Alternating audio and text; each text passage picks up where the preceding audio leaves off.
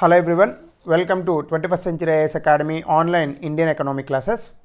I think we are in the chapter of taxation and fiscal system. In the last class we have finished till the budget diagram, if I am not wrong. So when it comes to the budget diagram, I guess we stopped here.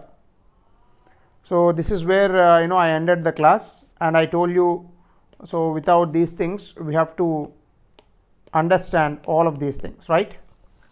So when it comes to this budget, which is also called as annual financial statement under the article number 112 of the Indian Constitution, this presenting budget is generally, it's a task we started long ago, and eventually in the time this budget actually it transformed into different ways. For example, before 2014 we used to have two types of budgets. One is railway budget, another one is union budget.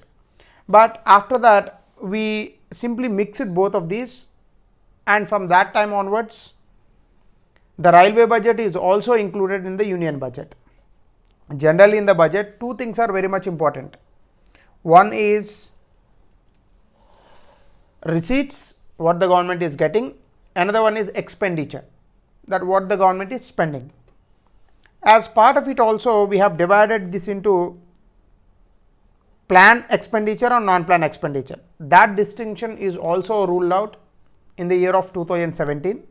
So why we have ruled out all those things and what exactly comes under the budget, what is exactly the process of budget, all these things we are going to learn in the today's class. When it comes to this, generally how the budget is actually prepared. So the budget preparation is not, it's not a one day task or 1 week task or 1 month task. The budget preparation is actually done all the time and all over the year, 365 days. The budget preparations, they are done.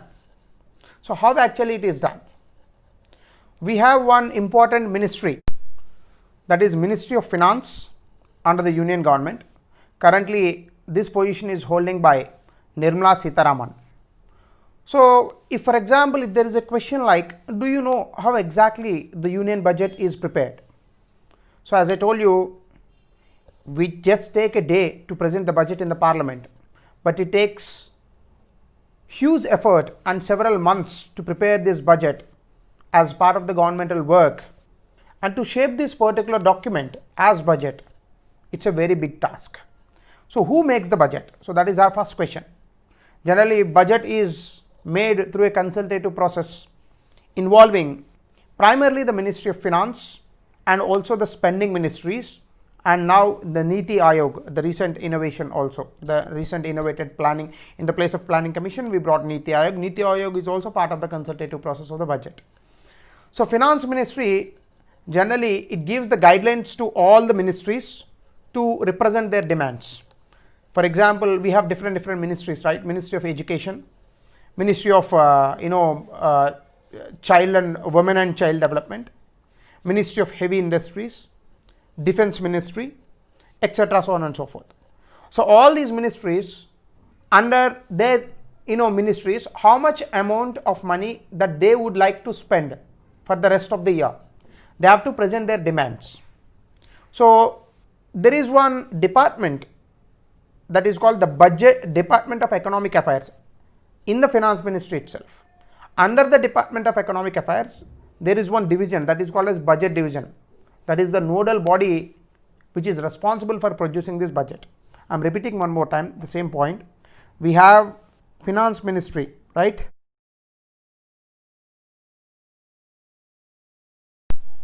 Under the Finance Ministry we have Department of Economic Affairs.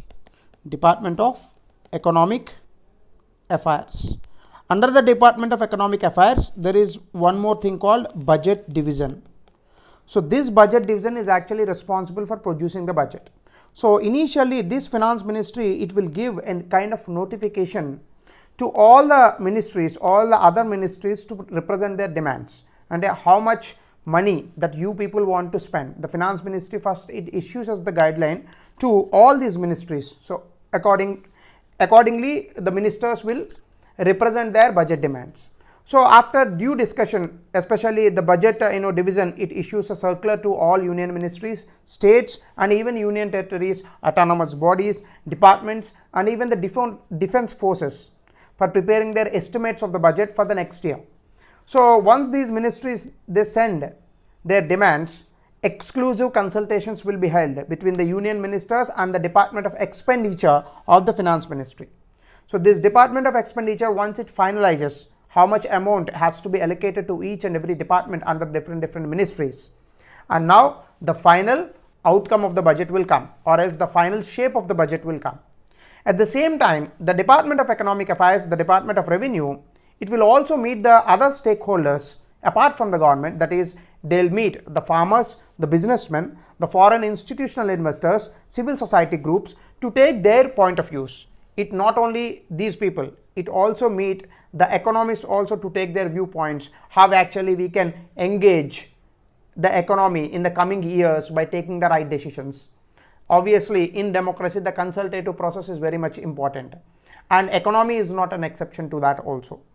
So the pre-budget meetings all over, generally we give in different ways like this. First we talk with the union ministers, then we talk with the other people like farmers, businessmen, organizations, FIIs, NGOs, economists, civil society groups. Once these pre-budget meetings are over, a final call about the tax proposals is given by your union finance minister. Finally, all these proposals, by shaping it into a budget document, it will be taken to the Prime Minister. Once the Prime Minister gives the nod, the budget is presented in the Lok Sabha, or else first of all it is given to Secretary General of Lok Sabha to seek the approval of the President. Once the approval of the President is done, then once the Speaker admits this as a budget to the money bill to the Lok Sabha, and the date will be given. And simple ga cheppalante, once the budget is made into a final shape, now this will be taken to the Secretary General of Lok Sabha.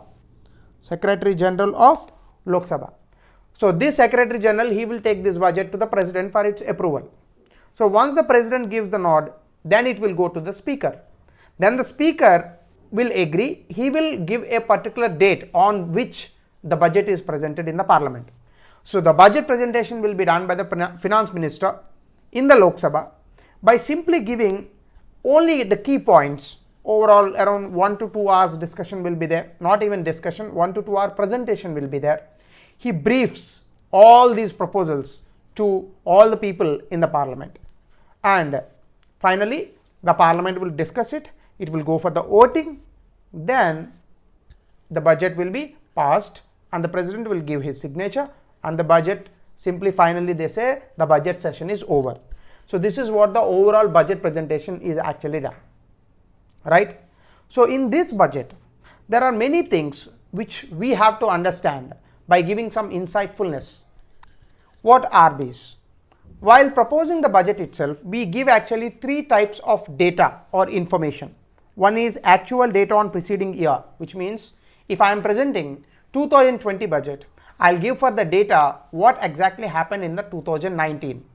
And the second part is what is the provisional data of the current year, and in the current year what are the taxes that we are estimating, what are the proposals that we are putting, what are the issues that are contending. All these data will also be provided as provisional data of the current year. Not only that, the next coming year, which means if I am proposing the budget for 2020, in 2021 what we are expecting in 2021, how much GDP we are expecting, how many taxes increase percentage that we are expecting, all these things, estimated data will also be given for the next year. So one final conclusion here is, if the government is presenting 2020 budget, it gives the 2019 data, it presents the 2020 data, it will also give an estimate of 2021 data. So 3 types of data is actually provided. After that, in that, what exactly meant by revised estimates? These are some of the nomenclatures that we use in the budget. What exactly meant by revised estimates? I already told you 3 types of data we present: For them, actually, we have given the names also. One is revised estimates, which means the current estimation of the budgetary estimates or the provisional estimates. Budgetary estimates means what? See here. Budgetary estimates means future year. Provisional estimate means this year. So revised data means what? It is current estimation of future year estimates or current year estimates. That is called as revised estimates. So just remember these things, okay? You just need to mug up these things, that's it. There is nothing more than that. Quick estimates means what? It is a kind of revised estimates which shows the most latest situation of the economy.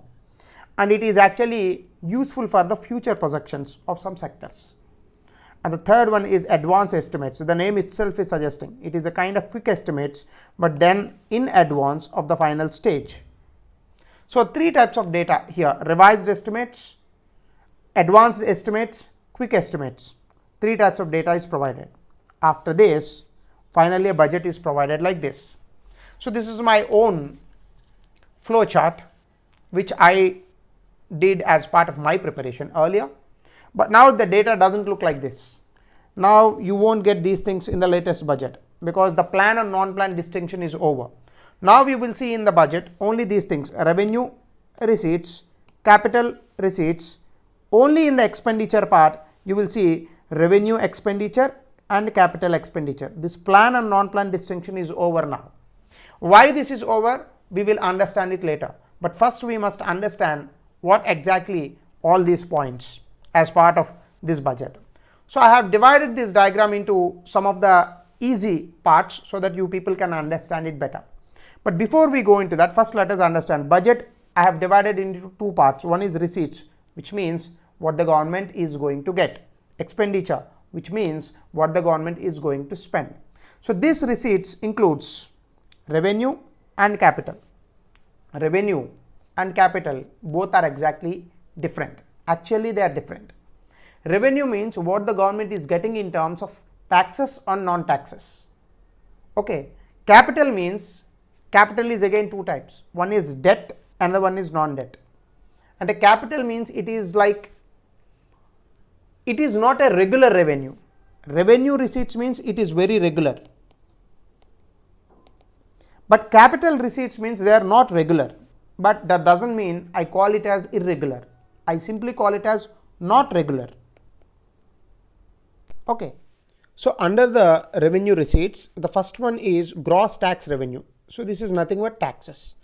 Generally in India, I already told you in the starting of this chapter that the constitution has already demarcated in which areas the center should levy the taxes, in which areas the state should levy the taxes. Generally under the article 268 in that range, you will see these things. For example, there are some direct taxes like income tax and corporate tax. They are strictly under the ambit of the central government. So some taxes like VAT and octroi, they're strictly under the state government's ambit. So forget about the state government, but when it comes to the central government, so whatever the money that central government is levying and collecting, some part of that taxes will be redistributed again to the states, and the rest of the amount that will stay with the union government itself. So that is nothing but gross tax revenue. So which I have made it into what is the total revenue that is net going to the center. So gross net, actually both are same. So another part is non-tax revenue, and the revenue in terms of not taxes but in other different areas. One is interest on bonds. Sometimes the government sell bonds, especially when it borrows from the market, generally it sells bonds. For example, recently in Andhra Pradesh, to build the capital called Amaravati, the Andhra Pradesh government has sold out Amaravati bonds. Likewise, the government also sells the bonds whenever it wants money. So that is, bond means simply a kind of agreement will be made between the buyer and the seller, that is government. After some point of time, the government simply give the interest rate. So here what I am telling you is the way that the government sell the bonds, sometimes the government buy the bonds also from other countries. So on these bonds the government receive the interest.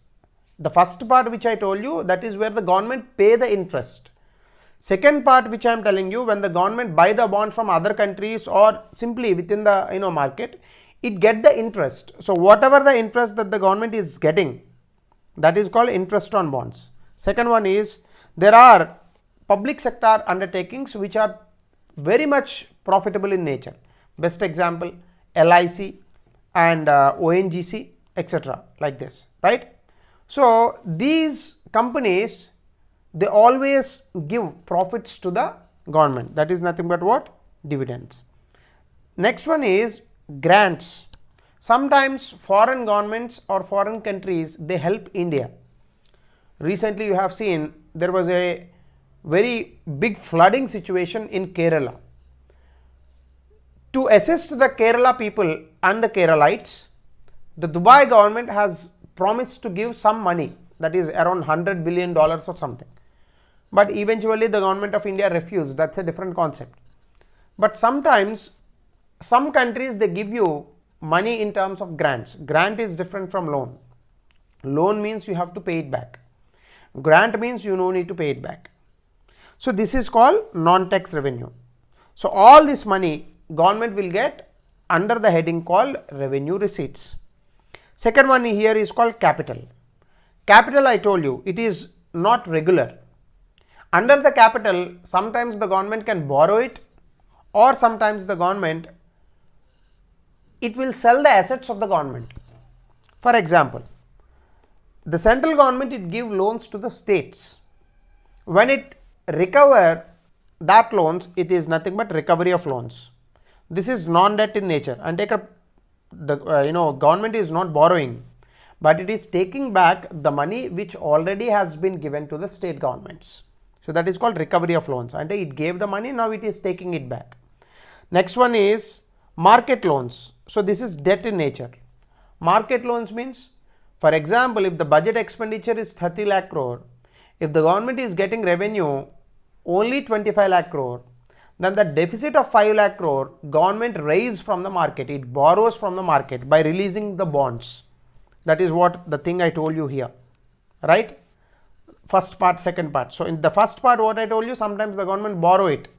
So that borrowing comes under here, that is called market loans. It may be from RBI or from other banks or from people itself. It doesn't matter which channel the government is choosing, but ultimately the government borrows it. Next one is short term borrowing. Same thing, market loans means generally long term, and the one is short term borrowings, and for a shorter period of time, like 91 days, 182 days, 364 days. Likewise, the government borrow from the market. Next one is external commercial receipts. Sometimes the government borrow from other countries also for different businesses, especially if the government is borrowing from any World Bank or foreign banks. So that is generally called as this, that is called external commercial receipts. One more thing is disinvestment. This already we have finished in the initial chapters itself. Government sell the assets of the public sector undertakings, from that it raise some money. That money is called as disinvestment. Generally it is up to 49% in any company. If it goes beyond that, if it reaches 51%, we call it as privatization, right? So this is what the receipts part. Let us come to the expenditure part. Once upon a time, this differentiation or the classification of expenditure as non-plan and plan, it existed, but we removed this distinction recently. I will come to that part in the next slides. Plan expenditure and non-plan expenditure, what is the difference? In some books they have written plan expenditure means it create assets, non-plan expenditure means it doesn't create assets but it is recurring in nature. This is a very wrong definition. Remember, plan expenditure means the expenditure which is under the 5-year plans. The expenditure which is not under the 5-year plans is called as non-plan expenditure. I already told you, now there is no 5-year plans. 2017 was the last 5-year plan time period, but we have discontinued the 12th 5-year plan in 2014 itself, because we have completely deleted the planning commission from the Indian economy. We replaced that planning commission with another institution, that is called as Niti Aayog. So now there is no concept of 5-year plans, but earlier this 5-year plans existed. So whatever the expenditure that you are putting under the 5-year plans, that is called as plan expenditure. So that is called central plan, which generally comes under the 5 years 5-year plans, and central assistance to the states and union territories. So this is called plan expenditure. Now there is nothing such thing. Now there is only expenditure, two types. One is revenue expenditure, another one is capital expenditure, like the earlier slide itself. See, revenue, capital. Likewise, expenditure was also revenue and capital now in 2020 also. So non-plan expenditure means this non-plan expenditure, it is very much consumption in orientation. It is consumption oriented. Non-plan expenditure doesn't create any assets. Non-plan expenditure, it is only recurring in nature, and every time, every year, you cannot avoid this non-plan expenditure. For example, if an IAS officer is working under the government of India, the government of India is supposed to give the salary to the IAS officer. Here, because the IAS officer is providing the services to the government of India, in return, the government is paying salary. It doesn't mean that it is creating assets. What is meant by creating assets? If the government is laying down a road, that is an asset. If the government is constructing a school building, that is an asset. If the government is constructing a port, that is an asset. If the government is constructing a dam or a project, then that is an asset. But here such assets will not come, simply because the people are providing the services. In return, the government is paying them the salaries. So we cannot create assets under the non-plan expenditure, right? So what is this? Interest payments. I told you, under the capital receipts, government borrow the money. When the government is borrowing in 2019, then by 2020 it has to pay the interest rates on those borrowings. That is called interest payments. Sometimes government gives subsidies also, right? If the rice is 50 rupees per kg, the government may provide it for only 2 rupees per kilo. And sometimes it gives petrol subsidies, fertilizer subsidies, power subsidies to farmers, water subsidies, and subsidies exclusively as programs like Navaratnalu, or Chandrababu Naidu government, Paspu Kunkuma, or YS, Jagan Mohan Reddy government currently, or KCR government, or once upon a time Jayalalitha government. Now you take any government in India, they are providing subsidies. Central government is not an exception to that also. The central government or union government, it is also providing subsidies to all of us, right? So for example, let me give you the clarification on this. 2 years back, I think in 2018 or 19, I don't remember the year, the total food subsidy that the central government has provided to the Indian people is equal to 1.49 lakh crore. Laksha 49,000 kotlu. You can't even imagine. So subsidies also comes here. Next, pensions for the retired employees. The government of India gives pensions. Grants to state. Sometimes if any state is in some problematic situation, central government, it give grants, and the states no need to give it back. That is called grants to states. Central government expenses for all those employees who are working under the government of India, the government has to pay them salaries. So that is called central government expenses, and other expenses like building rents, etc. Defense expenses like salaries, etc. Police expenses, police stations, they have to function, and police personnel also, we have to give them salaries, and we have to give some budget to the police so that they can maintain the law and order. And National Disaster Relief Fund, if any state is exposed to natural calamities, then extra money has to be given. Best example is recently Hyderabad floods, once upon a time Kerala floods, after that Tamil Nadu floods, and then sometimes in northern India completely famines, right? So like this, for them the government of India provides some money from the contingency fund or else from the National Disaster Relief Fund. Social services, which means programs, social sector programs. Economic services, yes. Expenditure on union territories, because they are functioning under the government directly. The union territories are administered by the union government itself. Grants to foreign governments, like the foreign governments, developed ones, like they are giving the grants to us, we give grants to the poorer countries. For example, we gave grants to Maldives, we gave grants to Afghanistan, we gave grants to Sri Lanka, like this. So in all these, which area you can reduce the consumption? There is no one except one. You can reduce the subsidies. Rest of the things you cannot reduce. Isn't it so? So this is called expenditure. But now what we did? We cancelled this plan. We ruled out this plan non-plan distinction. We simply mixed everything up. We simply say like revenue expenditure and capital expenditure. Revenue expenditure means most of these things will come, and most of the things here, these things will come.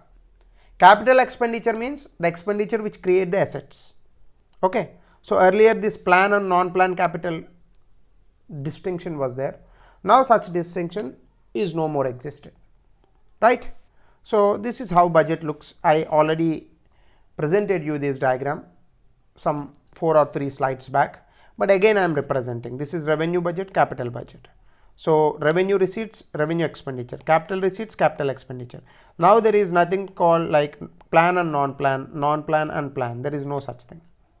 These are the things only which are existing right now, right? So how these things, see, I represented you all these things with my own diagram, but now I did like a flow chart, because some people, some of you may not understand my handwriting, so that's why I'm giving you this. So all these things will come: direct tax, indirect tax, non-tax revenue, capital receipts, disinvestment, provident funds, PF, etc. Right? So budget expenditure, as I told you, revenue expenditure, capital expenditure. See, capital expenditure is construction of roads, bridges, assets, purchase of land, asset, investment in share, asset, loans to states, asset, repayment of loans, right? తీసుకున్న లోన్లు కట్టడం, so అది కూడా ఒక రకంగా capital expenditure. But generally interest payments will come here, repayment of loans comes here. So this is the only exception kind of thing. Okay, so this is the budget expenditure. So as I told you, this plan and non-plan distinction we ruled out in the 2017-18 budget. Why?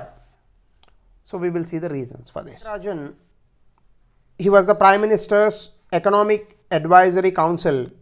He was the personal advisor to the economic advisor to the Prime Minister in the year of 2011. He suggested that we should done away with the plan and non-plan distinction, and we should replace these terms with the capital and revenue expenditures only. The arguments that C. Rangarajan had given that time is plan expenditure tends to get priority in the time of fiscal consolidation. What exactly meant by fiscal consolidation? I will tell you. Fiscal consolidation means reducing the fiscal deficit of the government and reducing the revenue deficit of the government. So plan expenditure, because it used to be under the control of the planning commission, and planning commission became so powerful, what happened? The union government and even the state governments, they used to put more priority on plan expenditure. What is meant by plan expenditure? I already told you, the expenditure which comes under the 5-year plans. But what exactly is important is not only plan expenditure. Non-plan expenditure is also important. For example, if you are constructing a school, this may comes under plan expenditure, but maintenance of the school comes under what? Non-plan expenditure. So we used to give more priority to constructing of schools, but we used to give less priority to maintenance of schools. What is important? Constructing a school is important, but maintaining that school efficiently is more important than the construction. So ఇది ఎందుకు జరుగుతోంది? Why this is happening? Because of this reason, that is plan and non-plan expenditure distinction. We used to give more priority to the plan expenditure, but when it comes to the non-plan expenditure, we used to give very less priority, and we used to put more cuts in non-plan expenditure, which is actually needed for the economic development. That is what? Maintenance of assets actually comes under non-plan. Construction of assets, this comes under plan. But what is more important is maintenance. It is not the construction. Of course, construction is important, but more than that, maintenance is more important. If you are constructing a hospital, fine. But if you are not maintaining it with enough doctors and nurses and enough beds and medicines, then what is the use in constructing that hospital? So we used to give less priority. So to done away with this distinction, we took that particular decision. Apart from that, review and implementation of schemes by Ministry of Finance and the Ministry of Statistics and Program Implementation. Actually, this work were never done by these ministries, because the Planning Commission, which is a focal point, it diluted the role of the Finance Ministry. Once upon a time, if you see, the Planning Commission secretary, or else the head of the Planning Commission is always Prime Minister. So next to the Prime Minister, any other Planning Commission head, they used to be like a cabinet ministers, and they used to undermine the role of the Finance Ministry. So మీరు లాస్ట్గా చూస్తే నాకు తెలిసి Montek Singh Ahluwalia, I think. So Montek Singh Ahluwalia, he was the last person to work in planning commission. So తర్వాత ఎవరో వచ్చారు కానీ but ఎక్కువ కాలం పనిచేసింది ఆయనే under the Congress government. So that time actually he was the deputy chairman of the Planning Commission. So he is an Indian economist and he was a civil servant, able person, but he used to undermine the Finance Ministry. So to give more relevance to the constitutional posts and the Finance Ministries also, we took away this Planning Commission and we replaced it with Niti Aayog. So that is what exactly happened under that. And output and outcome budgeting was also introduced. I will explain this once I come to the budgeting chapter. So there also non-plan expenditure, it remained out of its purview. What is outcome budget? I will explain afterwards. So that is how actually the plan expenditure undermined the non-plan expenditure. To remove this particular problem and to show a solution of giving enough priority to both of these things, that is plan and non-plan expenditure. So we simply done away with this classification and we mixed this up only with the revenue expenditure and capital expenditure. So rest of the details about this topic will be continued from the tomorrow's class. So thank you. This is the end of today's class. If you have any questions regarding of this, you are free to message me. Thank you.